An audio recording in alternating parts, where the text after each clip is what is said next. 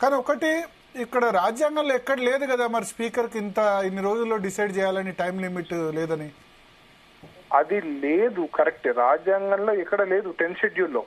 కానీ ఎప్పుడన్నా మీకు ఏ జ్యుడిషియల్ ప్రెసిడెంట్ తీసుకున్నా కూడా if statute is not clear తర్వాత పాస్ చేసే జ్యుడిషియల్ ప్రొనౌన్స్మెంట్స్ వ్యాలిడ్ అవుతాయి.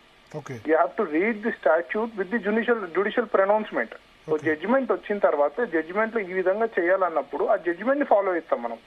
సో మన లా కస్టమరీ లా, స్టాచ్యురీ లా, జడ్జ్ మేడ్ లా, దీని మీద మన రాజ్యాంగం, మన కోర్ట్స్ నడుస్తాయండి. సో ఒక డెసిషన్ కోర్ట్ పాస్ చేసిందంటే అది మిగతా కోర్టులు అన్ని అనుసరించాలి ఆ డెసిషన్ ని. ఓకే, అంటే ఇప్పుడు మీరు మహారాష్ట్ర కేసును ఎగ్జాంపుల్ గా చూపిస్తున్నారు. అక్కడ 3 months లో చేయమని చెప్పారు. మహారాష్ట్ర కేసు ఏంటి? కరెక్ట్. మహారాష్ట్ర కేసులు ఏమన్నారంటే రీజనబుల్ టైంలో చేయమన్నారు.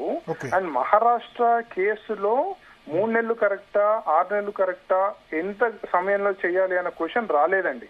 మహారాష్ట్రలో షిండే ఫ్యాక్షన్ కరెక్టా, ఉద్ధవ్ ఫ్యాక్షన్ కరెక్టా, అండ్ స్పీకర్ డిస్క్వాలిఫికేషన్ పిటిషన్స్ అవి డిసైడ్ చేయమని అడిగారు అంతే.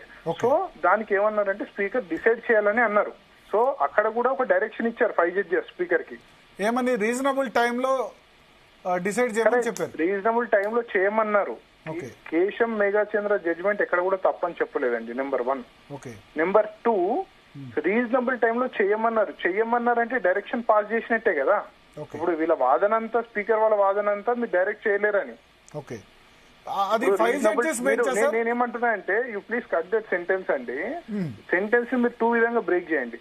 రీజనబుల్ టైం ఒకటైతే, ఇంకోటి direction. That is the direction given by supreme court the speaker.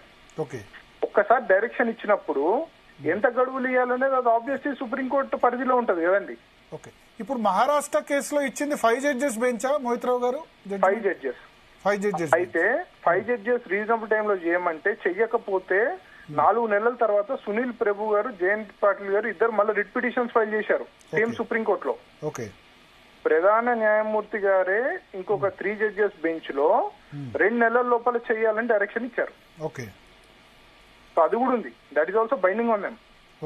వాళ్ళు డైరెక్షన్ ఇవ్వలేరు అన్నాక లేదు, ఎందుకంటే అదే ఆ ప్రధాన న్యాయమూర్తే 2 నెలల్లో చేయమని చెప్పారు. సో ఇప్పుడు ఇవాళ ఆర్గ్యుమెంట్స్ కంప్లీట్ అయినాయి. రేపు ఏం జరగబోతుంది? ఈ రోజు ముకుల్ రోజ్ గారు వాళ్ళు కంప్లీట్ చేశారు. రేపు సింఘ్వి గారు రోజు ఇన్కన్వీనియన్స్, రేపు ఒక అర్ధగంట లోపల ఆయన కూడా ముగిస్తా అని చెప్పారు ఆర్గ్యుమెంట్స్. అభిషేక్ మను సింగ్ ఎవరి తరఫున? ఆయన స్పీకర్ తరఫున అపేర్ అవుతున్నారు. స్పీకర్, అసెంబ్లీ కార్యదర్శి తరఫున. Speaker and assembly clarity missing ఉందండి ఎవరికి అపేర్ అవుతున్నారని. కానీ ఫస్ట్ ముకుల్ రోజ్గి గారు, నెక్స్ట్ సింఘ్వి గారు ఇద్దరు స్పీకర్, సెక్రటరీ వాళ్ళకే అపేర్ అవుతున్నారు.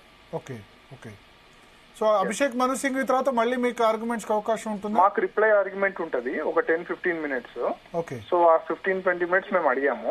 సో వాళ్ళు చెప్పిన దానికి మేము ఒకసారి క్లారిఫికేషన్ ఇచ్చి కేసు క్లోజ్ అవుతుందండి. అప్పుడు రిజర్వ్ చేస్తారు. సో ఆ రిజర్వ్ అయిన తర్వాత ఒక డీటెయిల్ జడ్జిమెంట్ వస్తుందని ఎక్స్పెక్ట్ చేస్తాం. సో జడ్జిమెంట్ రిజర్వ్ చేసే అవకాశం ఉంది. రేపటితో జడ్జిమెంట్ రిజర్వ్? రేపు 11:30 వరకు జడ్జిమెంట్ రిజర్వ్ అయ్యే అవకాశం. ఇంకొక అంశం, ఇవాళ సుప్రీంకోర్టు